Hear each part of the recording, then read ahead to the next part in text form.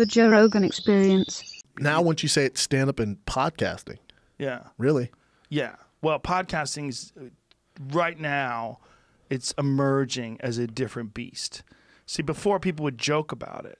They would go, "What are you doing?" Like Howard Stern used to make fun of it. Like, why not just yell out your window? Yeah. What are you doing? And, you know, but he was coming from, you got to think, he's a pioneer in radio, in traditional radio, and he made his bones in radio, and he carved this path in radio. And then all of a sudden this thing comes along where anybody can do it. It's a threat. It's a little bit of a threat. It's a little bit of that, but it's also, see, in a way, I understand his perspective because in his day, when he made it, he had to compete against all these other killers. Right, so you got all these other morning guys all over the country. And then when he goes and syndicates, so he'll invade Chicago and he's invading Los Angeles. And he's trying to take over. He's taking over. But there was only a few slots, right? So you couldn't listen to his show later. You had to listen to it then. Yep. So everyone's competing during these slots. So you have this slot that is 6 a.m. to 9 a.m. That's drive time, baby. Even now he doesn't know podcasting. Like I remember I used to listen to Howard for a long time, and probably like maybe a year ago, they brought up something because he was shitting on podcasting. He goes, "Do podcasters even make money?" And one of the guys got on there, you know, I forget his crew's name. He goes, "Yeah, I think Joe Rogan does." He goes, "I know, but what? Not tons of money. Like he's not set." I want to call him like, "Hey, long time listener, first time caller."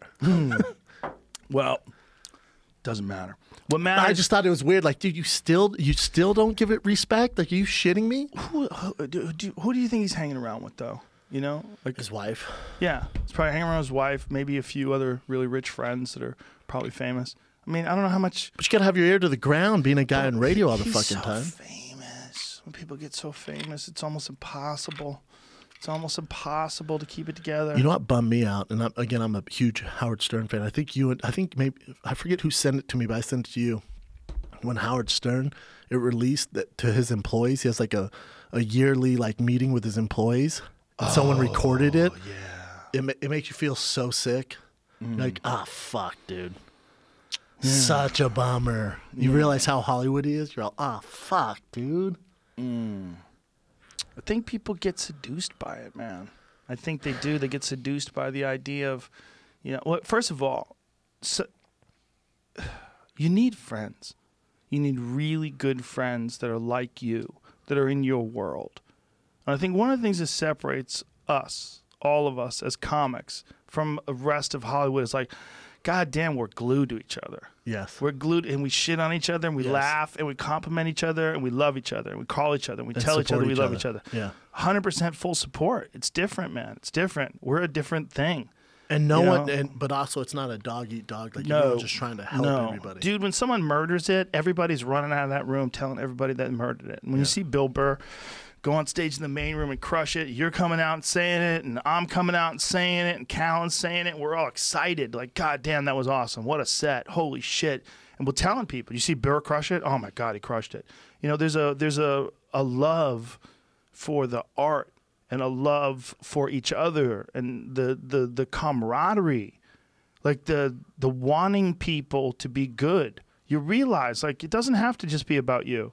And they didn't, I don't think I think that's, you know, we were talking about competition earlier. We're talking about Jordan and Tyson and the crazy football teams, yeah. Like, that's Howard Stern when it comes to radio, man. Yeah, you're right. You got to realize, like, that's the motherfucker that he fucked them all. Have you heard him? Have you heard him apologize for it? The way he treated some people. Yes. I think one guy like commits suicide, and he's like, I felt bad for that, you know, because he would go in and he was like, at that time, that's what I had to do. Well, that's what he did, right? Whether he had to do it or not, that's what he did. It worked, though, didn't it? Like, yeah, it did work. And he felt like he had to do it. And look, he's also, we have to, everything you have to look into, you got to look in it with perspective. And in my head, what Howard Stern is always going to represent is the guy who paved the way. Yeah. Like, without him, you got to realize there was nothing like Howard Stern before Howard Stern. It didn't exist. You had Don Imus, who's kind of risque, and then here comes this really tall, long-haired rock and roll type dude who doesn't give a fuck, and he just wants to have porn stars on, and girls are riding vibrators, and people are farting songs into microphones. It's madness. And he's getting sued by the government, man. So the government, they're coming down with these huge judgments against the company that owns it. And he keeps going, and he keeps going. Podcasts all are, you know how Patrice used to say about other comics that like Dave Attell. Dave Attell's got a lot of babies. And what he meant is that there's a lot of other comics that would imitate Dave Attell. Yeah. They would do it just out of the fact that they were fans and they were insecure, and they're not plagiarists. They just were not that good yet. When I was young, man, I used to sound exactly like Richard Jeni. Really? I heard myself on stage when I had been doing an open. I caught myself doing like a bad Richard Jeni impression with my material when I was like 21 or something like that, 22. I was like, oh my God, I'm terrible. Because I was such a Richard Jeni fan at the time that I was like mimicking him on stage. Probably not on purpose. A lot of comics do it, man. We find ourselves doing it with different acts. I'll find myself, and it's not that I'm copying them. I have a lot of mannerisms like Brian or D'Elia because you're around them all the time. Those are that's what I'm molded by that. That's my normal. Yeah. But then eventually, like you break out of it, yes, and you become your own thing. Yeah. We got to all realize that what Howard Stern did before anybody was he created this radio chaos. He created this chaos. We had these people, these whack packers were out of their fucking minds. And he would interview them and talk to all these nutty fucking people. That was the first one. And then remember he had celebrities on, but he wasn't like, oh, how's your movie? He'd be like, who you fucking? Yeah. And they'd be like, what? And then they wouldn't answer it, but then he would circle back down, somehow get it out of them. Dude, it was a different world back then. The world was different. And he made it possible for people to talk the way we talk. And then Opie and Anthony were the next important phase. Because what Opie and Anthony were a hang.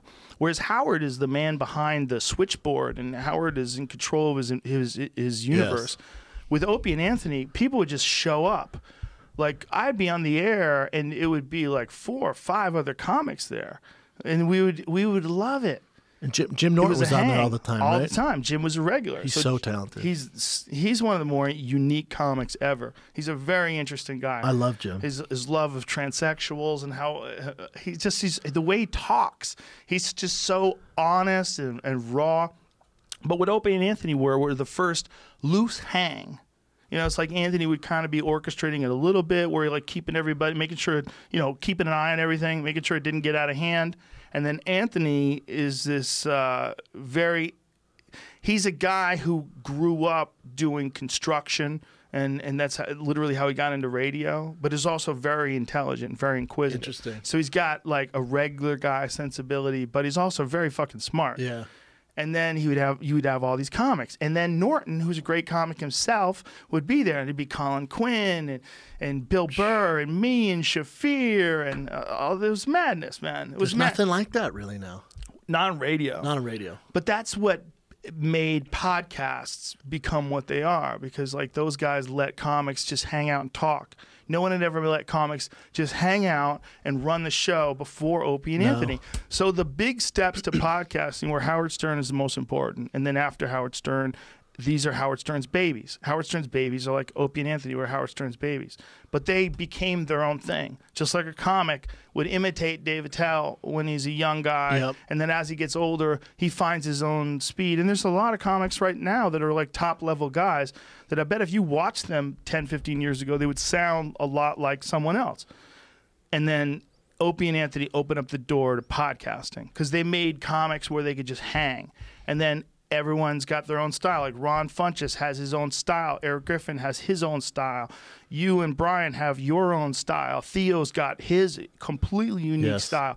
All of us have these different things. Segura's got his style. Christina Pazitsky and him together have their style. Segura and Kreischer's got his style. Ari's got his style. Burt and Burr. Yes. They have Burt and Burr. Yeah. They have a great podcast too. But it's just like the world is more bountiful than it was back then. It's not like Burt and Burr are competing against Burt. Like, what if Burt's show was run by one production company, but Bert and Burr were run by a different, and they're both going to be at noon, and you have to listen to one or the other, and Bert and Burr are in this fucking argument. You traitor, it was us together, fuck you, and now they're going to take us out at noon. That was what they had to deal with. It was a totally different dynamic. Now it's it's like we were trapped in these tunnels, fighting for air, and pop, and we got to the top of the tunnel, and there's all the air you want. It's free air. Free air. You could just put up a podcast, put up a video, make a video, make a sketch, do your own sketch. You can do whatever you want, and then it might get seen by 1 million people. Yep.